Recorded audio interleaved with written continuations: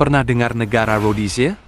Bukan nama karakter game guys, itu nama lama dari Zimbabwe, negara di Afrika yang sempat jadi sorotan dunia gara-gara mata uangnya yang nilainya setara dengan tisu. Yep, Zimbabwe! Dulu dikenal sebagai Rhodesia waktu masih jadi jajahan Inggris. Tapi setelah merdeka di tahun 1980, mereka ganti nama jadi Zimbabwe buat ninggalin sejarah kolonial yang kelam. Tapi guys, di balik nama baru itu, Zimbabwe malah dihantam krisis ekonomi paling gila sepanjang sejarah. Bayangin deh, 100 miliar dolar Zimbabwe cuma bisa beli 3 butir telur. Yes, lo nggak salah dengar.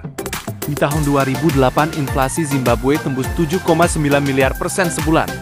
Mata uangnya jadi kertas yang literally gak ada harganya. Sampai-sampai nih, mereka cetak uang pecahan 100 triliun dolar Zimbabwe cuma buat bayar angkot. Tapi guys, Zimbabwe itu nggak selalu soal krisis kok. Dari sisi sejarah, Zimbabwe punya kerajaan kuno yang namanya Great Zimbabwe dengan reruntuhan batu megah yang sekarang diakui UNESCO sebagai situs warisan dunia. Dan jangan lupa, Zimbabwe punya air terjun Victoria. Salah satu keajaiban dunia dengan tinggi lebih dari 100 meter guys. Fun fact. Waktu Zimbabwe merdeka, yang tampil di konser kemerdekaannya adalah Bob Marley. Dan dia bayar sendiri biaya manggungnya. Gokil nggak tuh? Tapi setelah merdeka, Zimbabwe belum bebas dari konflik. Perang saudara, kudeta, sampai krisis ekonomi terus-terusan bikin negara ini susah bangkit.